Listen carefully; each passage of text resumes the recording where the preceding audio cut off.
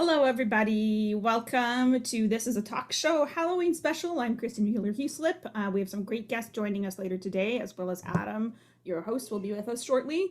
It's a new setup, as you can see. I have turned off the blurring on my background, and you can see that I'm in my bedroom because this is my living and working space. It's great. I also wanted to make sure that you can see the piano because it's kind of weird that I'm playing the piano for all of these songs and you never can actually see it. So I was like, maybe people think I'm using like really terrible karaoke backgrounds for all of these songs. So I thought I would. You get to see how the magic is happening. I don't have a costume on today unless it is as a Celine Dion fan, which I am. But I am not going to be singing a Celine Dion song. I'm not going to make any jokes about this song because it's not a funny song at all. It's not a joke. It's actually a really nice song. It's by Schubert. It's called Litanei, which means litany. And I don't know if you know this, but Halloween is related to the festival of All Souls, Saints Day and All Souls Day. And All Souls Day is a time to remember our loved ones who have gone before, and to go and place flowers on their graves or do other things to remember people that you have loved and who are not with us anymore. So this is just a song about those who are no longer with us.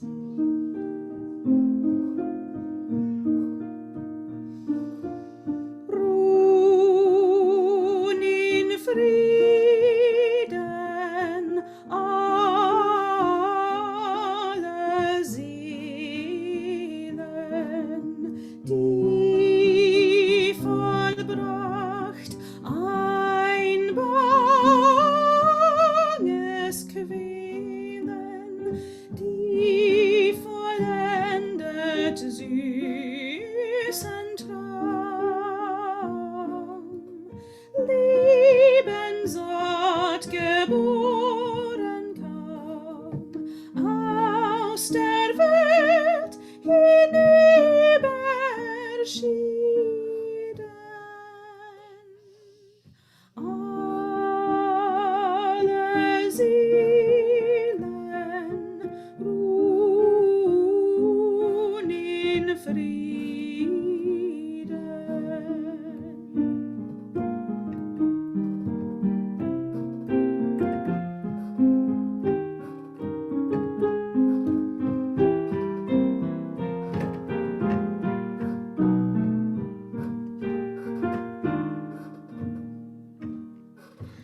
Liebevoller Mädchenseelen, deren Tränen nicht zu zählen, die ein falscher Freund verließ und die blinde Welt verstieß, alles die von hinnen schieden.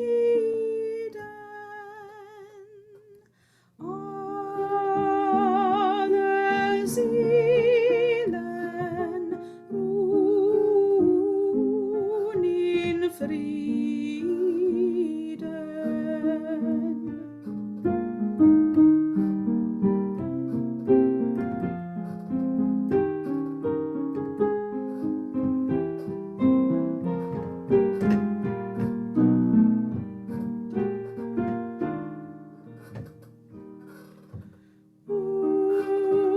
Und die Niedersonne lachten unterm Mond auf Dornen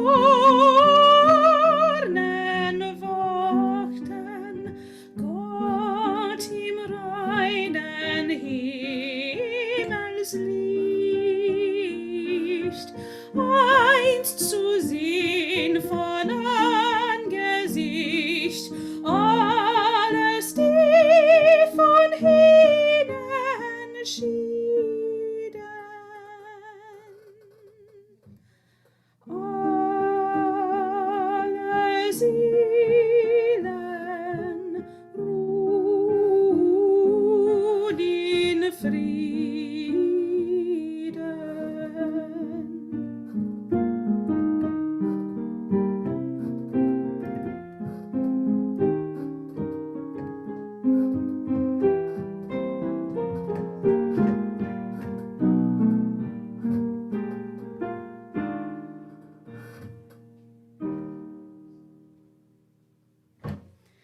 now welcome your host, Adam Bailey. Hello, everybody. How are y'all doing today? It's All Hallows Eve. It's Halloween weekend. It's the most wonderful time of the year, and we have some excellent guests for you today. We have horror movie fanatic Alan McKenzie joining us today, and we also have professional scaredy-cat Carlyn Rhamey here today, and we have me. And so I'm going to start off by talking about Halloween and the Democrats in the United States of America. They've agreed on a group costume this year. They've decided that they are going to go as Vincent Adultman from the BoJack Horseman show. Now, you might realize that Vincent Adultman is a perfect candidate for a costume for them because he is a businessman who works in a business factory making business. But more importantly than that, he is also 3 kids in a trench coat. And the Democratic Party is essentially 3 parties in a trench coat right now. If you've been following the news at all over the past couple of weeks, you must realize that the Democrats have been in this fierce negotiation over a social safety net spending package that's just gotten very, very tense, and they're negotiating with themselves. The Republican parties have ceded the field of normal political discourse, going into far-right authoritarian thinking, where their only policy is that they should be in power, meaning that the Democratic Party is filled with, classic conservatives like Joe Manchin and Kirsten Sinema. It also has centrist deal makers like Joe Biden and Nancy Pelosi. And then it has far-left progressives like AOC and Bernie Sanders. All of these people in one party trying to come together to get a spending package to go through. And a lot of people have been criticizing Biden for not being able to control his one party. But in reality, in any other country, this would be 3 parties coming together to make a spending deal happen. And Joe Biden, as a deal maker, would actually be touting this as that nonpartisan win that he's always wanted. It's just that all of the partisans are now in one party, just like Vincent Adultman in that one jacket. And you know, the Democrats are actually a weirdly good symbol for what Halloween has become these days. 3 weird holidays stuck together in a way that doesn't really make that much sense. I mean, it's a holiday that's, traditionally viewed as a children's holiday. We would dress our little ones up and teach them how to beg for food from their neighbors. And it's also a day where thirsty young adults dress up in their sexiest cat and sexiest fireman and sexiest tax receipt costumes, and they go out to beg for sex from their neighbors. And it's also a day for the people who are not, thirsty for sex or for candy to sit at home and watch movies about dismemberment and cannibalism and zombies, because nothing goes together like a children's holiday, a sex holiday, and a chainsaw massacre holiday all together at last. Yes, Halloween. And Halloween has grown recently. Halloween has become one of those holidays that takes over an entire month, much like Christmas or Gay Pride.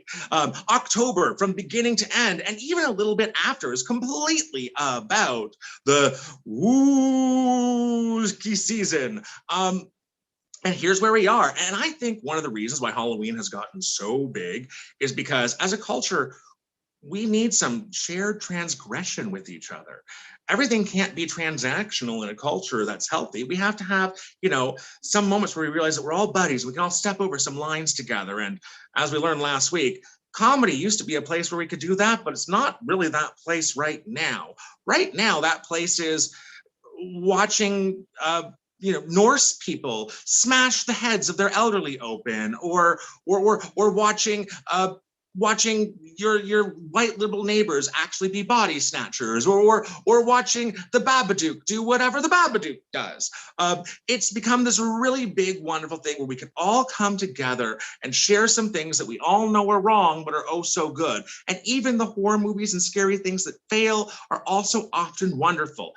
And so, considering that art house horror movie has really taken over, considering that the big way to make a big name in Hollywood right now is to pitch something to A24, the people who produced Midsommar and Lamb and Hereditary, I've come up with a couple of my own horror films that I'm going to pitch to A24. Kristin, do you want to hear some of the horror films that I've come up with? I would love to. Hit me. Okay, fantastic. So the first one is a zombie movie. Now, you might think that zombies are played out. They have had their time in the sun. But in this zombie movie, the zombies are the Manhattan Transfer. With all their bebopping and ski-bopping, white jazz.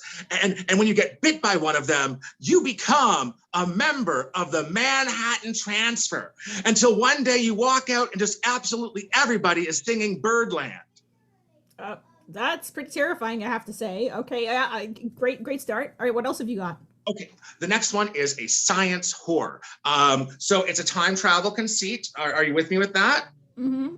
So what it is people are traveling from the future into the past, but instead of like psychopathic robots that are coming to like kill the future off, it's white hipsters from the future coming back, and they're going and they're co-oping all these big Black cultural events that happened in our past, and they end up squeezing out the audiences that were actually there and made them cool. It's called I Know What You Did Before It Was Cool Last Summer.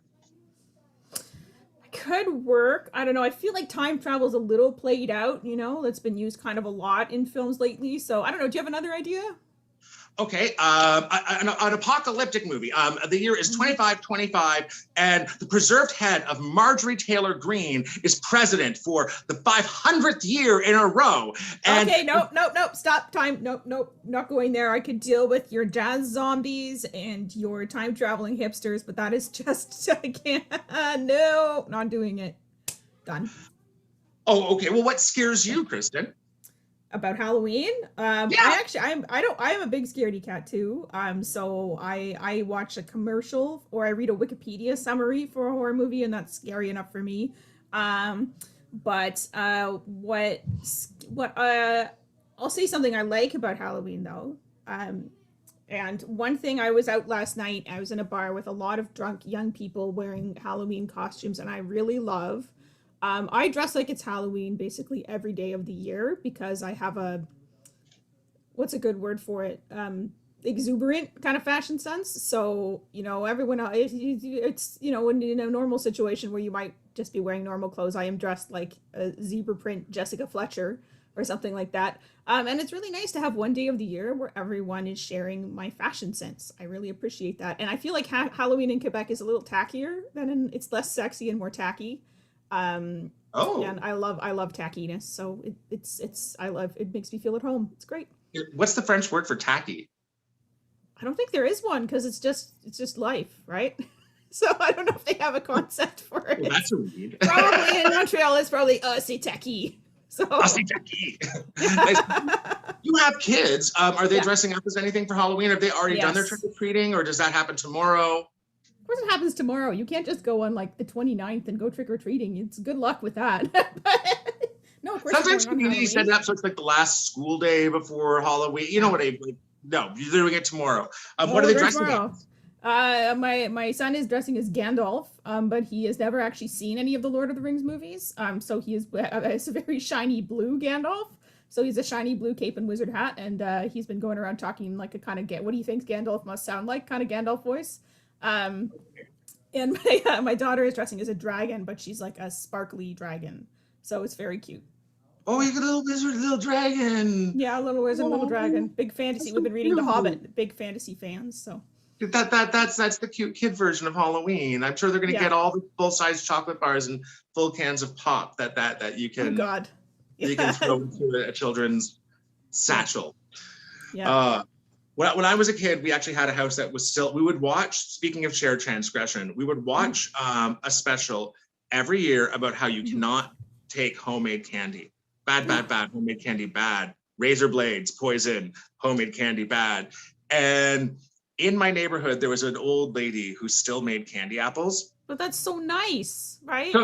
Well, the thing is, we all learned like how rules really apply in life because we would go to school, learn never take homemade candy. They have to be wrapped, bad homemade candy. And then we'd walk around in the very first house everyone hit because you had to eat the candy apple while it was still hot. was this old lady's house who made tons and tons of candied apples. And so we all learned that the rules only apply when they apply and they don't apply when they don't apply. We all had a fair transgression moment as a neighborhood where we celebrated this one old lady who lived by herself and made tons and tons of candy apples for everyone. And only one kid went missing per year. Oh, there you go. So that's a pretty good ratio. You know, in a town like good ratio. She only had to eat one child per year to keep going. So and the rest of you got the candy apples, so it's worth it, right? Yeah. So now you said you were kind of like put off by horror movies. I personally, I love them because they can take up a huge breadth of the culture. They're not always scary. You can get horror movies like Crimson Peak, a Guillermo del Toro movie, which is more of a gothic romance set. Like there's some spooky ghosts, but they're not really that scary. And you can get full out, gross out things like Human Centipede, which is not my style of thing at all. But there's a full range of horror movies there. Nightmare on Elm Street, which is actually a quite progressive movie for 1982, where a woman takes on, you know, the sex offender in her neighborhood and makes sure that he stays dead. Nancy is the original Buffy. But I know someone who knows even more about horror movies than I do and can make some really great recommendations for last minute horror movie watches for the Halloween weekend. Would you like to meet him? Yeah, let's bring him on. Let's bring him on. So everyone, let's put our hands together for Alan McKenzie, one of Winnipeg's top improvisers. Alan. Hello. Hey, how you doing? I am doing fantastic. How are you doing? I'm great. Thanks for having me. This is exciting. Thanks for joining us. I love the background that you have there with a little skull and all the candles around it. Yeah, this is just my office space at this time of year. It's just totally a lie. It's just like our prop keeper from the horror show I did a few years ago had nowhere to store the stuff. So it's like, well, it'll go here and it'll be great for Zoom calls. No place to store the stuff, and I'll just hang on to it. You sound like Ryan Reynolds after he did Deadpool. I'm just going on to this costume until you need it again. You don't need this anymore. You did that horror show just to keep the spooky props, didn't you? Pretty much, yeah. Yeah, there we go. I do want to go buy them. So I heard that you had some horror movie recommendations for last minute people who are indecisive, haven't chosen what they want to watch. And I'd like to hear a little bit about some of these horror movies that you... Sure, yeah. Like when you asked me about this, I spent way too much time thinking about this, like a ridiculous amount of time. But I don't want to do like the ones everyone knows, right? Like every horror movie list tells you to watch Halloween and The Exorcist and The Shining, but we all know those are good movies. So I tried to pick ones that maybe people don't think of right away. So my first recommendation would be from 1982. It's John Carpenter's The Thing. John Carpenter directed the original Halloween. The Thing, I saw it in the theater when I was like 12 years old, and it was like the grossest thing I had ever seen. It's just it's messy, and like the special effects were groundbreaking at the time. And I actually just watched this movie for the first time in a while a few nights ago, and the effects for the most part really hold up. Compared to like I don't know, there's maybe like two shots in the whole thing that maybe don't hold up, but it's got Kurt Russell and Wilford Brimley and a bunch of other dudes who never did anything else. and Kurt Russell and Wilford Brimley is enough right there. That's a real sell right there. And it's a thematically relevant movie still because it's about suspicion. Right. Well, yeah, like it's gross as it is. The scariest part about it is sort of the paranoia and isolation. Like it deals with a group of scientists in Antarctica in the 80s, and there's 12 actors in the movie. That's all you really ever see of these 12 people who are working in this kind of remote lab. And the thing itself is more of a disease than like an actual monster. Like it takes over people and mimics them, and so there's this whole you don't know who has it and who doesn't paranoia thing going on. So yeah, it's like you joined QAnon in your family chat group. Exactly, but maybe less scary than that.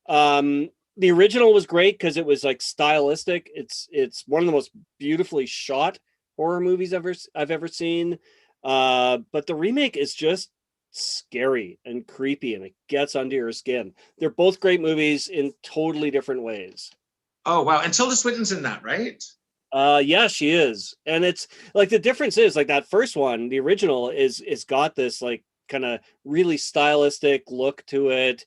But this one is kind of more like almost documentary like at times, and has like just very matter of fact shots of the creepy things going on. The soundtrack isn't as good though. The original soundtrack by prog rock band Goblin is way better than the Tom York of Radiohead soundtrack of the new one. So, something's better than Tom York of Radiohead. I know, right? I have to compute that a little bit. I need to go away just so I can like. Someone said that a prog rock band is something better than like the Tom York version. Like I'm in cognitive dissonance right now. That's not. It's. I watched the new one the other night, and like the music wasn't memorable to me. It was creepy while I was watching it. Tom York's voice, like it's all creepy, but I don't remember it. Whereas the music from the original, like I remember that. Like it's inside me. Well, that's one that we haven't seen, so you've added to our horror movie list. Thank you so much, Alan. I'm glad I can help with that. We'll get a chance to talk about some of the stuff that you're doing in Winnipeg maybe at the end, like you can do a quick pitch, but this is our time, so I'm gonna have to. Hey, you know what? Before I let you go, would you like to do the news with us in a minute? Sure. I love news. Yeah, I'm in. Excellent. So stick around. We're going to do the news after our next guest, but first I'd like to let's all watch professional scaredy-cat Carlyn Rhamey. Why do I want to add an S to this name? Carlyn Rhamey, everybody. Hello, Carlyn. You're so close, so close. I'm Carlyn. I'm a big scary cat. It's actually, fun fact, it's my birthday today. I was born on October 30th. I think my mother, as a lover of Halloween, it's her favorite. She was really, really hoping for a Halloween baby. I'm pretty sure she strategically planned to have her child on Halloween night. But even in the womb, I was like, fuck that. I've always been really, really afraid of being afraid. So Halloween, haunted houses. I can't even look at the cover of Goosebumps novels without getting nightmares. It's odd because growing up, my nickname was Boo as a kid because I would hide in clothes racks in malls and jump out at all the old ladies and yell Boo and give them heart attacks. Actually, my mother stopped bringing me to a mall for about 10 years from ages like 4 to 12. Yeah. So on top of being a storyteller, I'm also a direct support professional. I work with adults with disabilities in group homes and out in the community. And when I was in disability studies, I actually got hired early on, which was really great because I really needed the money to pay. I had one more tuition payment left. And so I really, really needed a job. So they thought I would be a good fit with a man named Bob. And Bob was pretty independent. He was the community Santa Claus during Christmas time. He lived on his own. And he was just looking for someone to go out and do stuff with, someone who could like drive him to events and hang out. So before I got the job, they told me that Bob would interview me to make sure that, he thought we were a good fit as well. And that was a bit nerve-wracking too, because I've never been interviewed by a client before. So when I get there, it's like a small boardroom and I sit down and Bob is already sitting at the head of the table and he's got his arms crossed and he begins his line of questioning. He asks, "Do you like movies?" I think, okay, that's pretty easy. Yeah, I like movies. I'm actually an actor. And he smiles. That's good. He gives me a nod. "Do you like skiing?" I thought, sick. If I get paid to go to movies and skiing, that's a pretty chill job. So I said, yeah, I love skiing. I'm a pretty good skier. And Bob approves. He nods, gives me a little smile. "Do you like haunted houses?" And immediately, I feel my heart drop, because no, I don't like haunted houses. I am still to this day haunted by the first haunted house I've ever seen. It was at the Toronto exhibition. Like, I remember it so clear even now. It was like vampire themed and had this huge vampire that just loomed over, like the maze of mirrors to the right and the fun house to the left. And he had these crimson eyes and this silver hair and black robes that float behind him. And no matter where I was in the park, if I could see it, I would just start screaming and pointing, to the point where my parents had to find alternate routes to avoid seeing it every single year. And I still remember that. So I'm sitting in this boardroom thinking, yeah, I love haunted houses. And I get the job because I really, again, need this job. I need to make that last tuition payment. And I think if I have to do a haunted house, sure, whatever. I'm in Niagara. We're not even near that kind of thing. So I'm thinking, great, our first outing, it's going to be probably the movies, or we'll go hang out at like an outdoor concert. It's September. But turns out it's going to be Canada's Wonderland, October 1st, for the Halloween haunt. And I've been to Canada's Wonderland, but I've never been to the Halloween haunt. I look it up, and even the page is making my skin crawl, because they're promising haunted mazes, haunted houses, scare zones, whatever the frick that means, and also 700 monsters prowling the park. This is not good. I actually try and get out of it. I ask around, see if anyone else will want to take that shift. But again, coming from Niagara to Toronto, no one wants to drive all the way there on a Friday night. And it seems that I'm the only person to go. And if I don't go, then Bob doesn't get to go. And he loves haunted houses. So I suck it up and I pick up Bob and we head to the Halloween haunt. And if you get there, if you've been to the Halloween haunt, not only is there's like creepy music and fog already when you're in the parking lot, like I have goosebumps all over my body. Like I feel the adrenaline already coursing through my veins. But when you get through the first area, there's already monsters there greeting you. It's like a demonic Walmart greeters. It's literally a nightmare, because I immediately make eye contact with one of them and then I quickly look away, which I soon learn is like the worst thing you can do, because then as soon as I look up, it is right there in front of my face. I start screaming and I jump back. And at that point, like once you have that first scare, you're done. I am shaking. I'm supposed to be leading Bob around the park. I have the map, but it's just crumpled up in my hand, and my head is down, staring at my feet, and I'm just following him around. He's completely taken the lead. He gets in line for the first haunted house.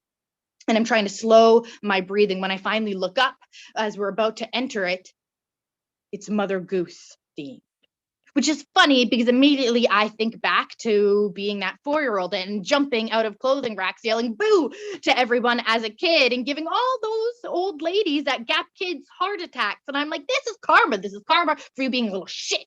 And now it's all coming back to haunt you in Mother Goose. Like, just wonderful way to ruin a childhood. And immediately it's pitch black, which is not good. I'm starting to hyperventilate. So Bob turns to me and he says, "Are you scared?" I'm trying to be cool. I'm like, "No, it's fine. This is fine. Everything's fine. I can go first if you're scared." And I kind of exhale a shaky breath and I say, "Sure. Yeah, you can go first, Bob," which is really, really great. So I try and hide in the shadows behind Bob. He's this big looming guy, but the problem with haunted houses is there's already people waiting for you in the shadows. It's like the worst place to hide.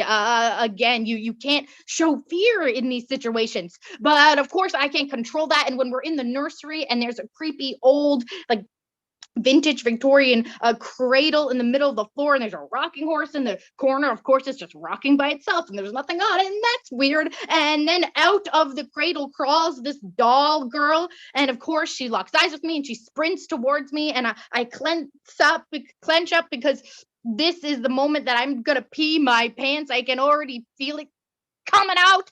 And suddenly Bob jumps in front of me and he yells boo, not to me, to the creepy doll girl. And she's kind of startled, and she just turns around and goes to scare someone else. And we get to the next section, and it's kind of like Alice in Wonderland room. And again, when someone tries to come up to me, Bob leaps in front of me. Boo! That's my job, says one of the little ghouls, and he runs away. I do feel a little bit bad because Bob keeps doing this, and instead of being afraid, it starts making me laugh. And I know some of these people are also actors, and he's kind of, you know, making fun of it, and maybe ruining the experience of the people around us. But it does make me feel a lot better. We actually get through the whole haunted house, and when we go to the next one, both Bob and I are now yelling boo to anyone who comes near us. And my screams, they turn to laughter. And afterwards, we've done 7 haunted houses. I've peed my pants a little bit. Both our vocal cords are completely shredded. But after that night, I no longer feel like these haunted houses, they have this power over me. They're now funny, and they have this really great memory connected to them for me. And it's all thanks to Bob. We're actually still friends to this day. Just hands. That was my way to tell Adam I'm done. Carlyn, that's amazing. That was a wonderful story. Thanks. I hope I didn't go too far over there. I'm like, don't say it fast. It's our special. It's a Halloween special. We're fine. We can go 5 minutes over at the end. It was a beautiful story, and I wouldn't have wanted to cut that off for anything, because it was just delightful. And you are such a wonderful storyteller. I've had a chance to see 3 of your shows now, I think. Yeah, or maybe one twice. Pardon? Or maybe one twice, and then I saw another. Okay, yeah. It's such a beautiful story. And I know that you've been working, doing a lot of this work in Hamilton, keeping the storytelling vibe going there. Have you done a lot of online stuff during the pandemic?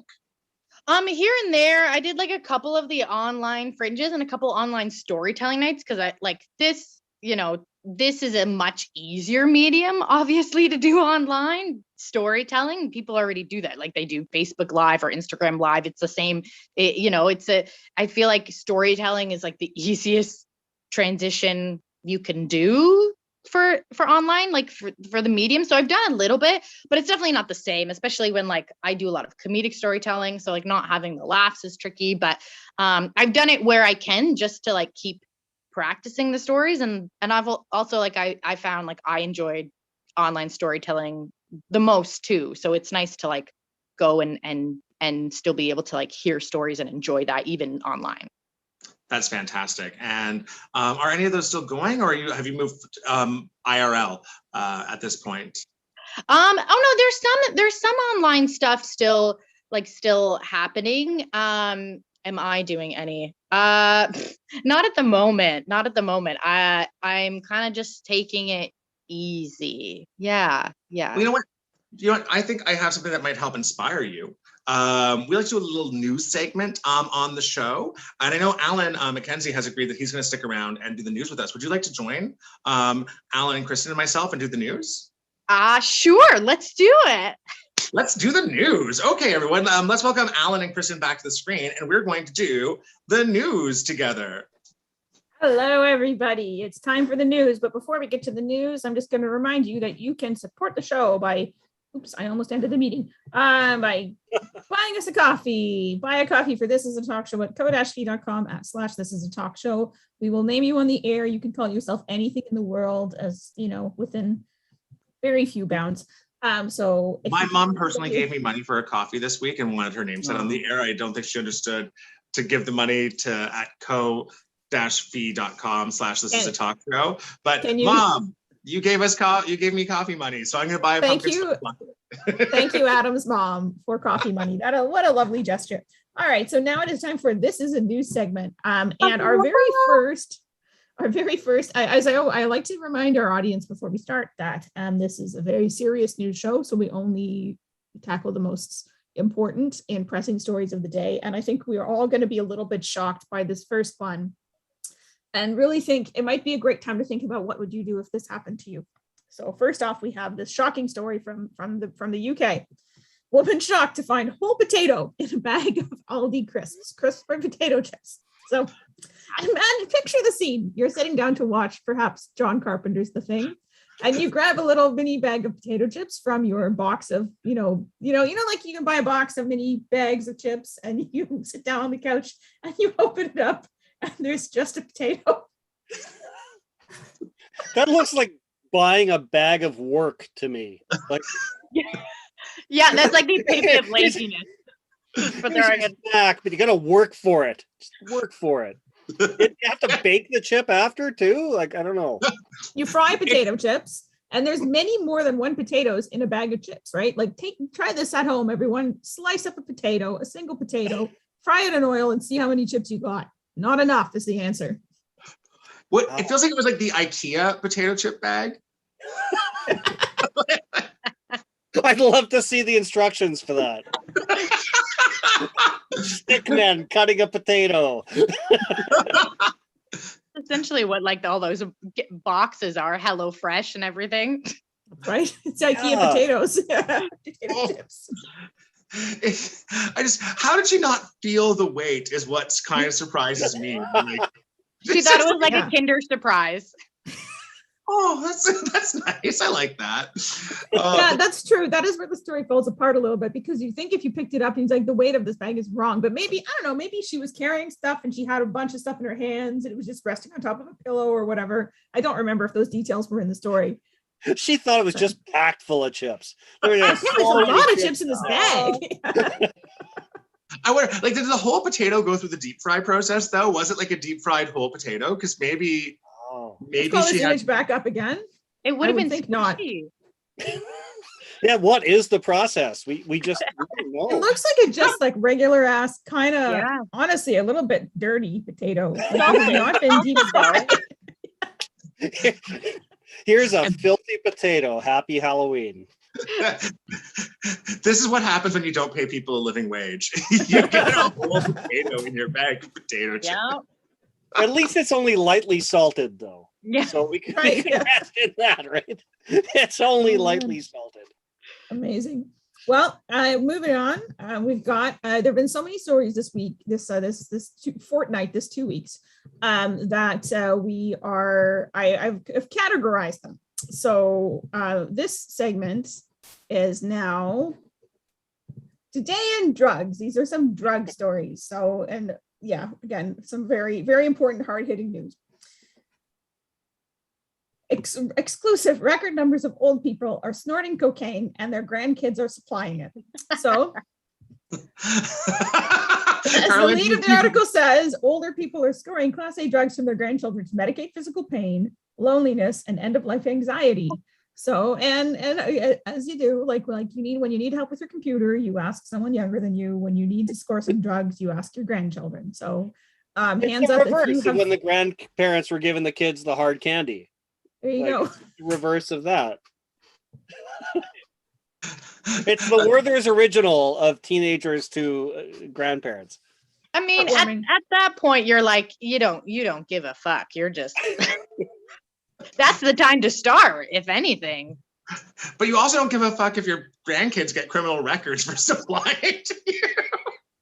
They're not selling, they're giving. Mm-hmm. Is that fine? Yeah. There's a line there. There's a line. Yeah. If your grandma came to you, Carlyn, and was like, sweetie, I need a bit of that sweet white stuff, would you be able to get that for her? How would you respond to It'd just be my Concerta ADHD meds crushed up. This might have a similar effect. Just not as extreme. What do you think the old age home is like when everyone's on cocaine at the same time? Like, do they get do they get horny? Do they get like how does old people are already horny because there are actually big problems of STIs going around old age homes. Because they don't care. They don't care. Yeah, they can't get pregnant. Yeah. Right? And they were sexually like active before STIs were really a thing. So they're just like, it's like it's a kind of a problem. So yeah. There Maybe are if they're all people on not drugs wearing too, a that's mask not in the fun. store, so. It's what happens when you don't live enough in your youth, and then you just try and pack everything in, every single human experience in the last like 2 years of your life. Yeah, what's up? Well, we got another great drug-related story. Let me just put this up here. Pablo Escobar's cocaine hippos are literally people. Court rules. Now the hippos are not themselves on cocaine. Sadly, though, that is a great photo if you assume that they are. This is so late drug kingpin Pablo Escobar had this whole menagerie of exotic animals, including hippos. And after he was arrested, or whatever happened to him, I don't actually remember. He got shot to death. He got shot to death. After he was shot to death, many of his animals were, some of his animals were rehomed, but some of them were not, including hippos, which were just let loose. And did you know that hippos are an invasive species? Because they're super aggressive and territorial. So there's like a fairly large population of hippos, like more than ought to be there in Colombia. And there's a legal battle about whether they can be hunted or not, basically. So the hippos have gained the same legal standing in a court as a person somehow or other. There's really nothing else to say about the story other than let's just admire the person who wrote that headline. I'm just picturing Pablo Escobar running out like Charlton Heston saying, "Hippos are people. They're people." That's all I have on that. That's all I can picture in my head. I don't know. I'm kind of concerned because Kristin, I don't think understands what cocaine does, because she's assured us that the hippos are not on cocaine, but then talked about how aggressive and territorial they are. And if you've ever met someone on cocaine, aggressive and territorial are the two words that I would use to describe them the most. They are not going to come out of the bedroom and join the rest of the party. And boy, do they have words about that. And the image we have, that's pretty much the image of that story. That's what This I'm says seeing. it all. Yeah, that's strong. That's Yeah. any Coke party I've been to. So. But are they hippos just called cocaine hippos, but they're not on cocaine? No, they're just cocaine hippos because they were purchased with the proceeds of cocaine sales. Oh, Yeah. okay. I understand now. Yeah. So if you're bought with cocaine money, then you become, you be Cocaine cocaine hippo. Carlyn, cocaine Allen. But you Not also because get they're on your cocaine. human citizenship. So That's right. Wow, That's we have to not- keep not going. raw deal. We have to keep going because I have to catch a plane to New York tonight so I can fill in for Ed Sheeran on SNL. So now it's time for our science and technology segment, news from space. We got a couple slides on this too. Ooh. So first off, space tourism company cancels launch because it couldn't find any passengers. This isn't SpaceX. This is a competitor, and clearly one that's not doing so well because it couldn't find enough people willing to pay, rich enough and stupid enough to do this.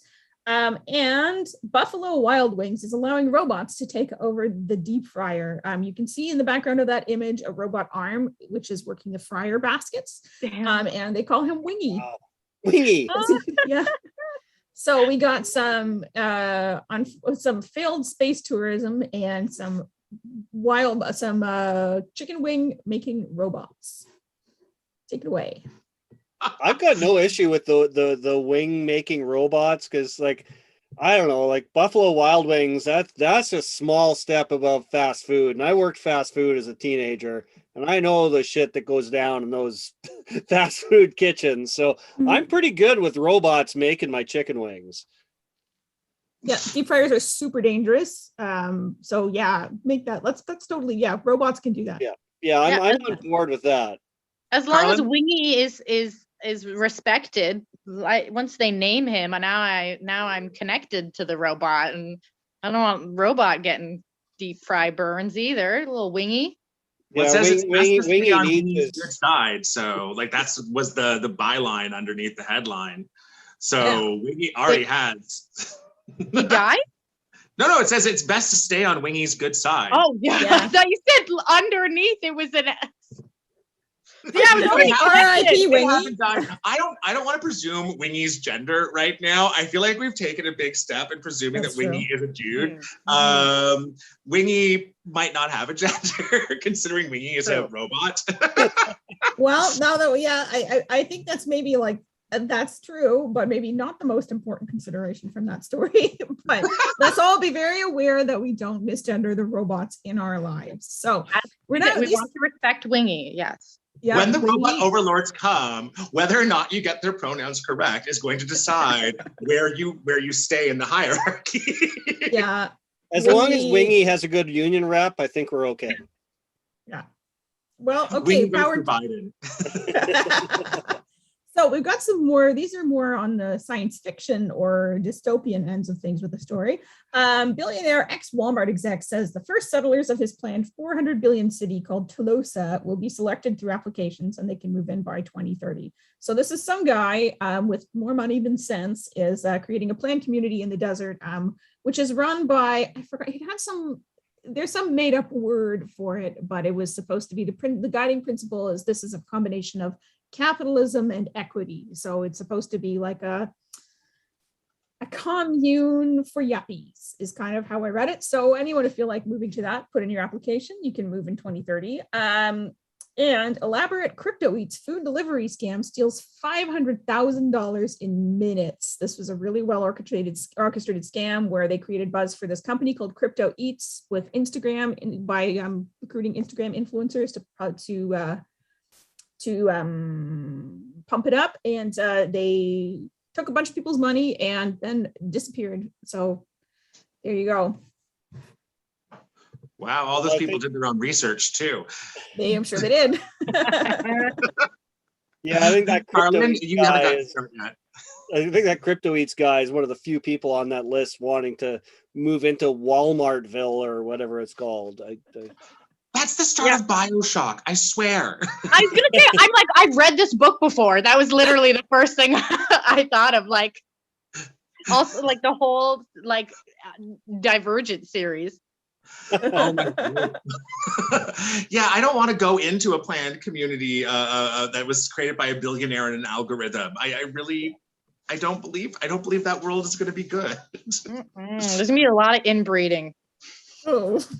Like, I know they're planning on coming out with BioShock 4 soon. I didn't realize it was going to be a lived experience. Immersive. They call it immersive storytelling, Adam. Immersive storytelling. That's what everyone's striving for.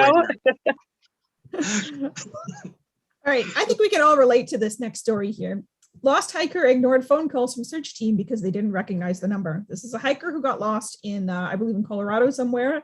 It was maybe a day or two overdue from when they were supposed to come back. People were searching for this person. They tried to call, and you know how it is when a number pops up on your phone, you don't recognize it. Well, you're like, well, that's someone telling me that I owe the government money, or, you know, this is someone saying you have won a cruise or whatever like that, those scam calls. So they ignored it.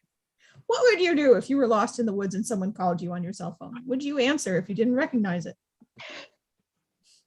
That might be the one time I actually answer that number I don't recognize. Even a local number, I'd never answer anything I don't recognize. But I don't know, if I'm lost somewhere and my phone happens to ring, yeah, maybe. Yeah. Carlyn?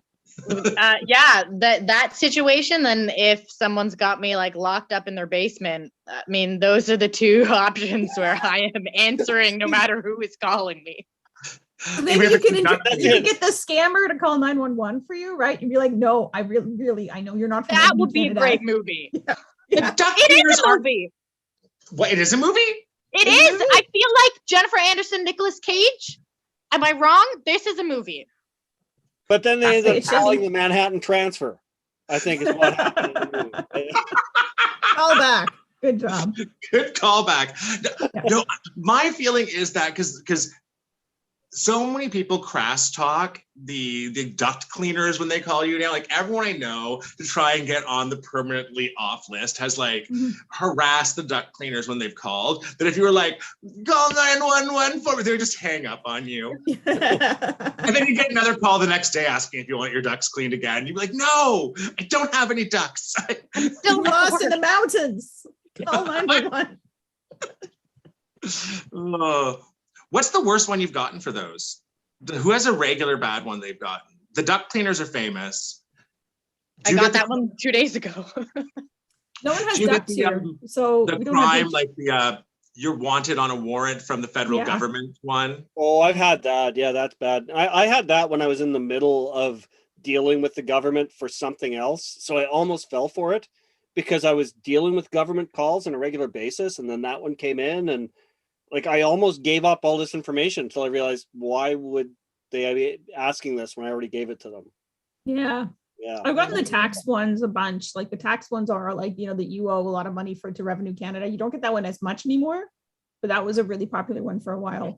The weird thing is that Revenue Canada does actually call you on occasion, and then you have to answer them and talk to them about stuff, and that makes that one so much trickier because as an independent artist, I wasn't registering my CPP properly, and they called me to let me know so I could avoid an audit to resubmit a form and give them approval to check the CPP box for my retirement money, whatever.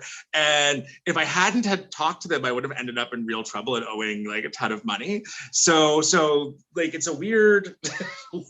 Yeah, as someone behind in their taxes, those ones scare me. But usually they send you a letter though. Sometimes they'll be like, we need to call you. Here is a letter about how we need to call you. Right. Still a scam.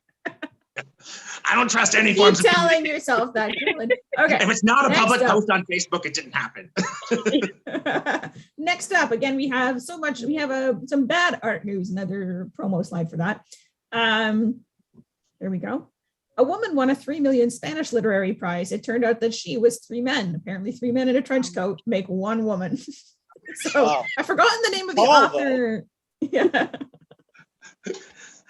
This is a callback episode. And also art mistake. Cardiff artwork washed off by cleaners in error. So this is like a shopping arcade, outdoor like shopping place. And they commissioned these really cute artworks to go on the pillars. And then the cleaner thought they were graffiti and scrubbed them off. But up to a point. Only, I guess they didn't want to reach that high. They're like, we'll come back tomorrow with the big ladder. I don't know why they only did part of it. Nobody looks over 5 feet tall. That's This is what happens when you don't give people a living wage. You only get half of your fine artwork cleaned off your post, not all of it. So we've got a woman is actually 3 men in a trench coat, and cleaners were not informed of some outdoor art and were too zealous in the execution of their duties. Carlyn, is the only guess with a she What? I was like, as the only guess with a she beside their name, what do you feel about the 3 men in a trench coat? I saw both of those on Facebook this week. I did not open the 3 men in a trench coat thing. Yeah, I mean, what else? That's not surprising. Like, yeah.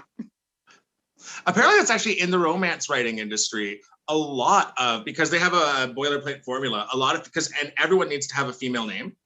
To sell romance novels, like it's part of the gig. You can't sell, like they won't allow you to work for Harlequin or any of the big romance publishing companies. Like you have to take a pseudonym, a plume de nom, and so a lot of the writers of romance novels are men writing as women. It's a lot of ghost writers too, I know, because eventually people just die and they just keep writing under their name. They just keep finding new people to replace it. It's weird, very strange. And sometimes people who start off as real writers become ghostwriters. Like I think the Flower in the Attic series happened. Like V.C. Andrews was a real person writing under a plume de nom, and then became non de plume. I can't say words today. And then became like a ghostwriter after a while, and like because as the series kept going, and the real V.C. Andrews was dead, but they were still published under V.C. Andrews's name. Fleurs in the Attic. Yeah. Abbott. Fleurs in the Attic. I believe there are some men writing gay romance under male names for a male audience. I think that does exist, but it is pretty small. There's when it reverses there. If women write gay male romance, which they do, they often take on male names. Like your Cassington is not a real person. Butch Cassington is Carlyn Rhamey. like that's surprise. Oh. All right, and we always love to close with a feel-good story. So I am going to close with a story, a promise which I hope is not kept. Sonic the Hedgehog 2, Idris Elba says his Knuckles voice will not be sexy. So Idris Elba is going to be voicing Knuckles in the sequel, to Sonic the Hedgehog, which is being made for some reason. And he promises that he won't be too sexy. What do you guys think? Is Idris Elba capable of not being sexy at any moment? Because I don't think so. But how do we feel about sexy? Are people Idris worried Elba about knuckles? that? Is that the concern? They're like, well, he can't do it because He's just too sexy. We're too thirsty for Idris Elba. Yes, that is actually the concern. He did a kids movie recently, I think, and that there was like, oh, he's way too sexy. Hey, now that I understand, because you know, if you're a parent and in the theater, you know, and you start to feel things, you might be uncomfortable surrounded by a bunch of children. That's an awkward situation. Fair. And really the thought of sexy knuckles, I don't know, like that. Please don't Google that. Everybody at that home, does don't not Google belong in a kids movie. Sexy knuckles, no. That's oh no. I can tell you what you'll get if you Google that, and you don't want to see it. We've all Googled sexy knuckles. What? Idris Elba will not be sexy. That'll be next year's like most popular sexy Halloween costume. God. Oh God. That and sexy ketchup. Always a good one. Oh dear Lord, Idris Elba writing checks that he cannot cash. You're just too sexy for us, Idris. Wow, that's fantastic. So that was the news, everybody. That was the news. Sounds. Yay, we did it. Okay, so Carlyn, before we go, is there anything that you'd like to promote or remind people just go to Hamilton and do art in Hamilton, or? I'll promote it's a arts organization. It's called Open Heart. I'm working with them on conversations around the table. We're working alongside artists who have lived experience of homelessness or are currently experiencing that. And we're making art together, and it's some important art. And I think there'll be like probably an invited sharing this fall, but there'll be a sharing in the spring that's more open to the public. And then also Open Heart has like a ton of cool things in Hamilton. Like they've got like drop-in dance classes going on as well, which are also taught by some really cool folks in the community. So like go check out Open Heart and then come see this cool show that's like going to be about housing and art and other important things that are going on in and around Hamilton. Yeah. Awesome. And Alan McKenzie, anything that you want to promote? My improv group, Improvision, has done a number of Zoom shows over the last while. We don't really have anything coming up, but we're starting to look into doing some live shows again soon. So just look us up. Don't go to our website. Just come to look us up on Facebook because we keep that updated a little more often. I also have my online beer reviews on YouTube. One Flight Down Basement Beer Tastings. Just look that up on YouTube. And if you don't mind, I wouldn't mind promoting something that a good friend of mine is working on, which is kind of related to today's theme. Someone I've worked on some horror shows in the past is doing something through Dalnavert Museum in Winnipeg, which is this old Victorian mansion. And she's doing these like kind of Zoom horror storytelling things. It sounds like it's like an interactive experience.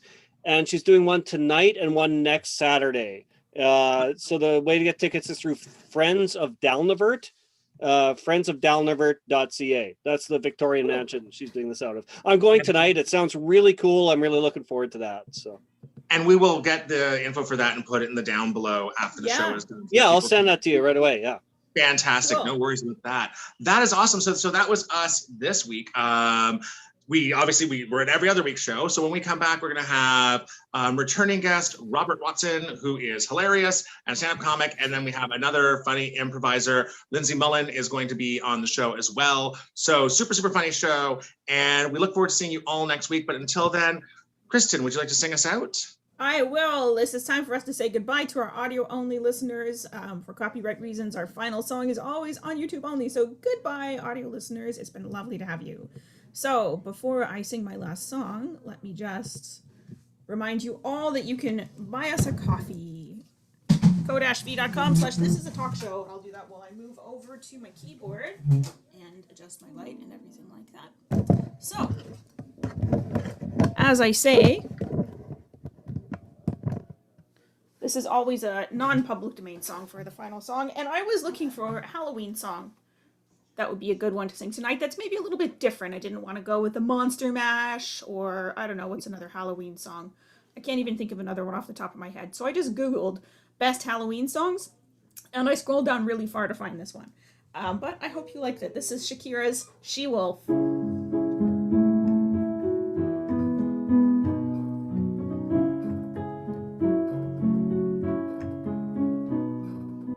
Domesticated girl, that's all you want from me. Darling, it is no joke, this is lycanthropy. The moon's awake now, with eyes wide open. My body's craving, so feed the hungry. I've been devoting myself to you Monday to Monday to Friday to Friday. Not getting enough retribution or decent incentives to keep me at it. I'm starting to feel just a little abused, like a coffee machine in the office. So I'm gonna go somewhere close. Sorry guys, there goes my microphone. I really hope none of you had headphones on, because that was probably really loud. All right, take two.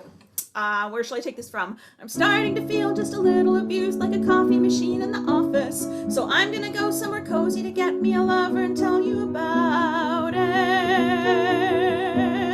There's a she-wolf in your closet. Open up and set her free. There's a she-wolf in your closet. Let her out so she can breathe.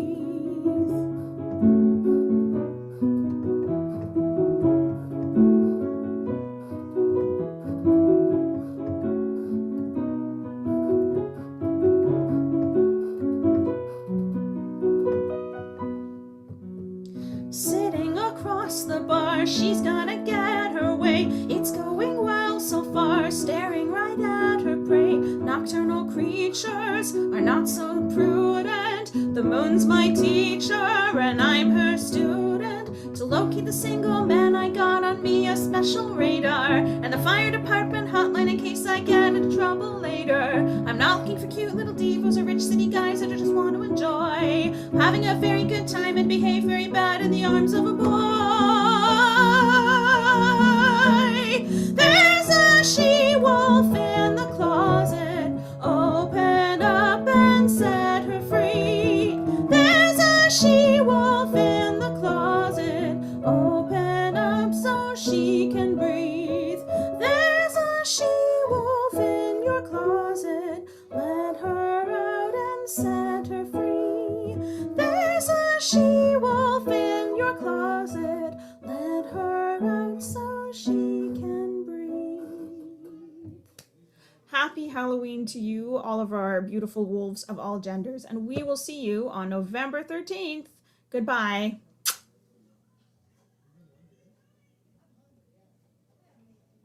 Oops.